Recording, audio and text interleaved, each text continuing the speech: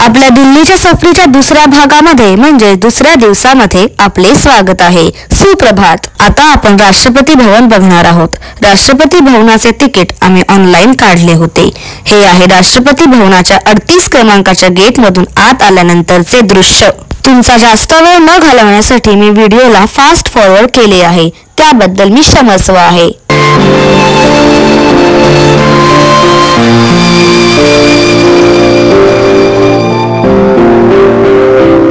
समोर जो दिसतो आहे तो आहे जयपूर स्तंभ म्हणजे जयपूर कॉलम आणि हा आहे रस्ता ज्यावरून आपण इथपर्यंत चालत आलो। तिथून डाव्या बाजूला वळून आपण या रस्त्यावर येऊ। सरळ चालत गेल्यानंतर आपल्याला राष्ट्रपती भवन दिसेल। राष्ट्रपती भवनाच्या परिसरात आजूबाजूला अवतीभवती हिरवळीचा तुटवडाच नाही, कारण इथे एक अमृत उद्यान आहे व काही झाडे आहेत।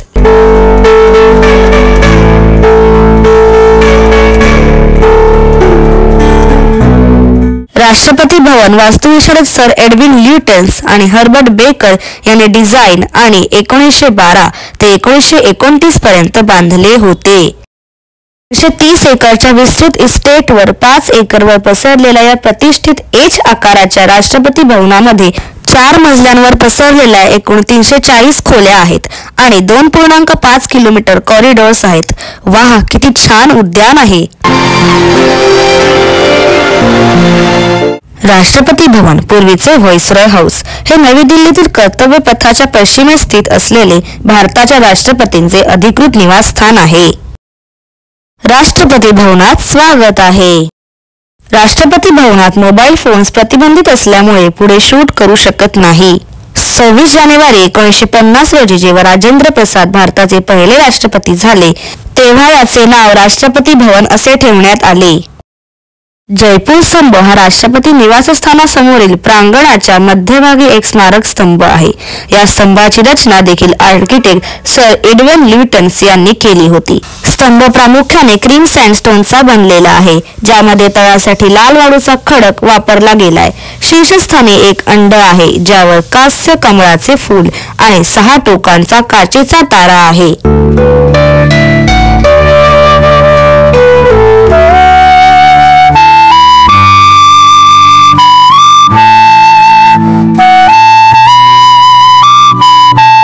हे आहे राष्ट्रपती भवन परिसराचा गेट क्रमांक 38 च्या बाहेरील दृश्य। हा आहे राष्ट्रपती भवन परिसराचा गेट क्रमांक 30, ज्यातून आता आपण आत जाणार आहोत व राष्ट्रपती भवन संग्रहालय बघणार आहोत। हा बघा बाहेरील रस्ता। राष्ट्रपती भवन संग्रहालयाला भेट देण्यासाठी वेळ सकाळी 9:30 ते संध्याकाळी 4 वाजेपर्यंत आहे। आता आपण संग्रहालयाचे तिकीट काढणार आहोत।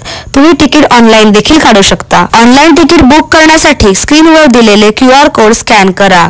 राष्ट्रपती भवन संग्रहालयाच्या मार्गाने जाताना रस्त्यात समोर आपल्याला एक पांढऱ्या रंगाचे घंटाघर दिसते। हा बघा, हा तो रस्ता जिथून आपण आता आलो आणि हा बघा, हा परिसर हिरवळीने गच्च भरलेला आहे आणि हा मार्ग पुढे आपल्याला राष्ट्रपती भवन संग्रहालयापर्यंत पोहोचवतो।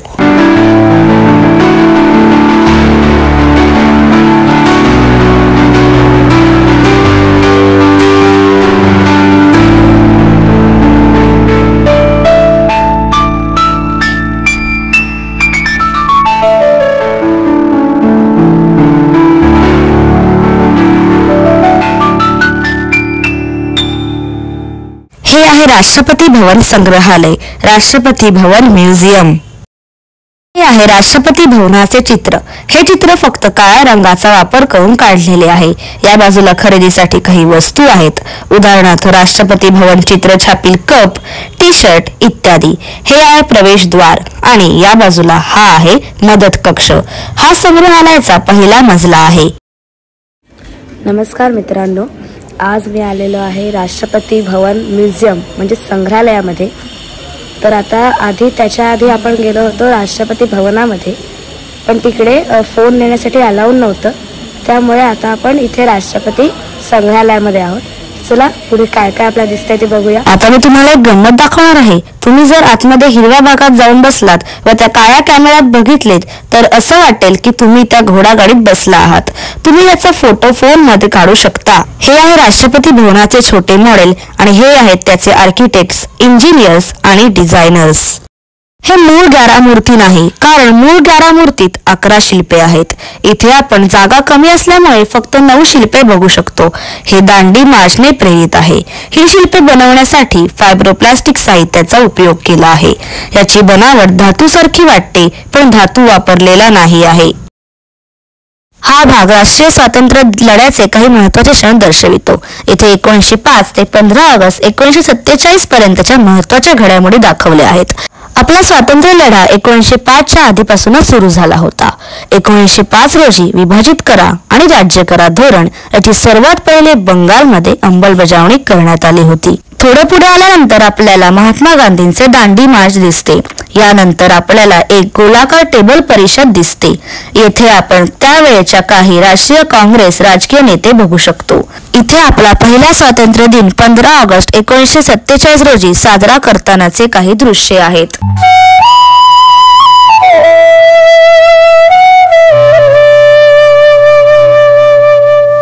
इथे काही माहिती आहे. हे भारताचे संविधान आहे. इथे या सभेत काही थोर पुरुष चर्चा करत आहेत. इथे डॉक्टर बाबासाहेब आंबेडकर आणि पंडित जवाहरलाल नेहरू उपस्थित आहेत. या बाजूला काही कागदपत्रे व सह्या आहेत.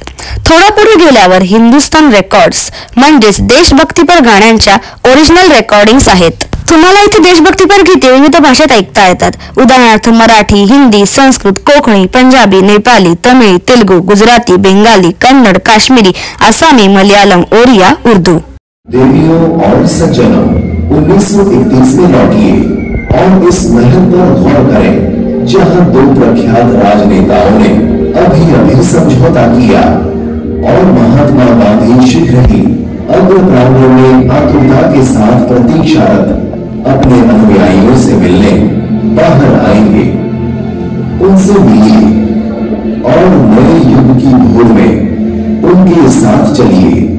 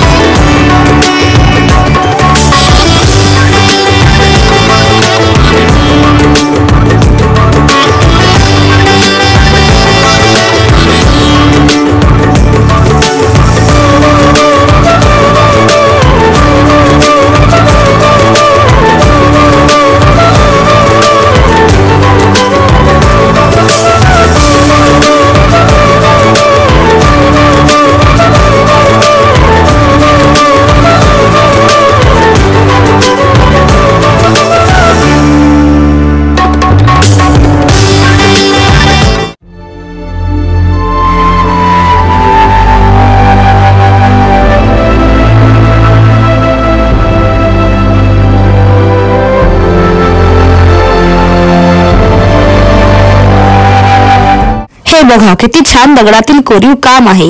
आपण काही कारणास्तव फक्त संग्रहालयाचा पहिलाच मजला बघू शकलो. आता आपण भारतीय वायुसेनेचे एक लढाऊ विमान म्हणजेच जेट सुपरसॉनिक फायटर प्लेन बघणार आहोत. हे बघा, हे आहे MiG-21. आम्हाला या परिसरातच मिट्टी कॅफे आढळला. हे कॅफे खऱ्या अर्थाने सक्षम असणाऱ्या लोकांचे आहे.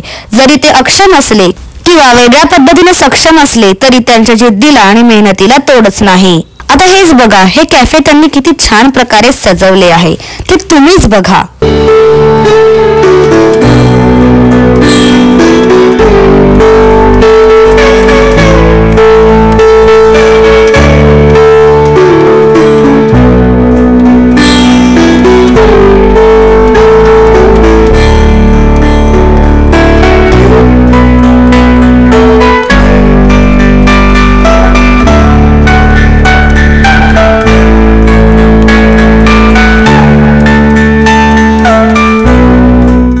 पावभाजी आवडत असल्यामुळे आम्ही माझ्यासाठी या कॅफेत पावभाजी मागवली होती.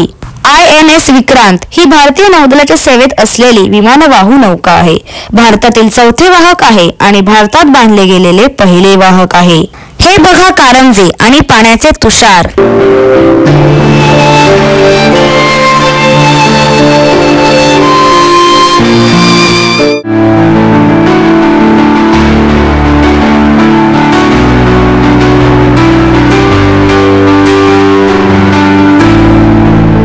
बघा या परिसरातला एक सुंदर मोर.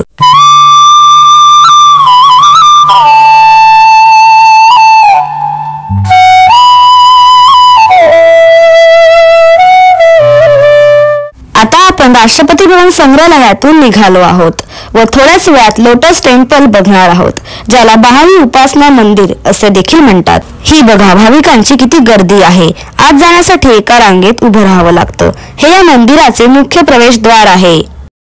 आता रांग थोडी पुढे सरकली आहे. मुख्य प्रवेशद्वाराच्या आत आल्यानंतरचे दृश्य खूपच छान आहे. तुमचा इथे सिक्युरिटी चेकअप होईल. आत आल्या आल्या लोटस टेम्पलचे मनमोहक दृश्य. आता आपण लोटस टेम्पल परिसरात आलेलो आहोत. इथे छोटी मोठी वेगवेगळ्या प्रकारची रोपे आहेत. आता थोड्याच वेळात सूर्यास्त होणार आहे. ही बघा किती सुंदर हिरवी बाग आहे. हे मनमोहक दृश्य आहे.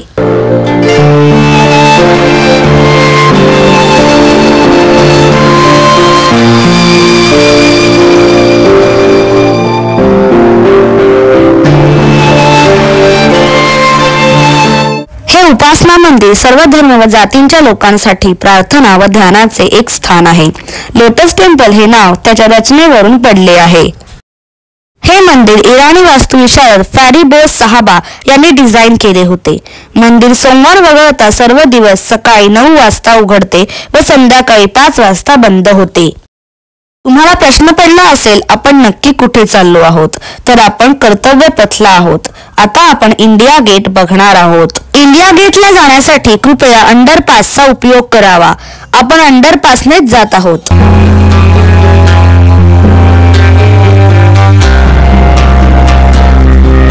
इंडिया गेट हे भारताचे राष्ट्रीय स्मारक आहे. इंडिया गेटची पायाभरणी his Royals Highness Duke of cannot यांनी 1921 मध्ये केली होती.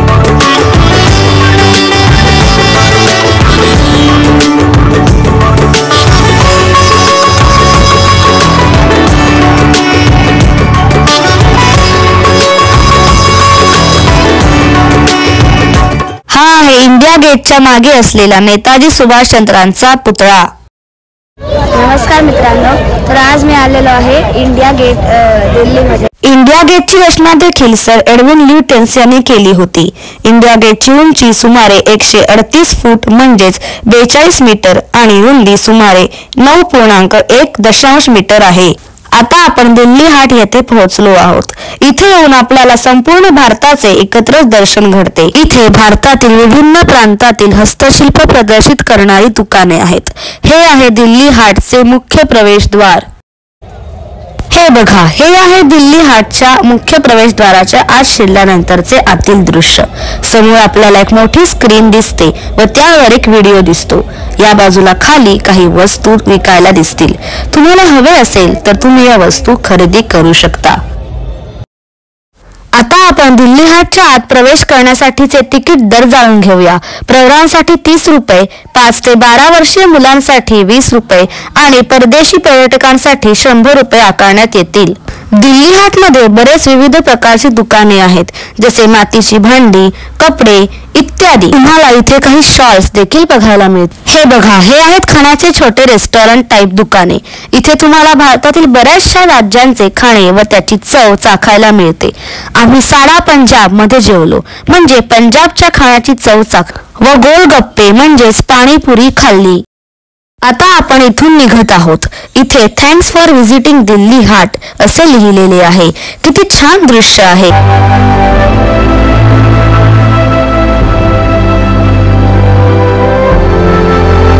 हे बघा आपल्या हॉटेलचे रात्रीचे सिनेमॅटिक दृश्य. आपल्या या दिल्लीच्या सफरीचा दुसरा दिवस आणि दुसरा भाग इथे संपतो. धन्यवाद.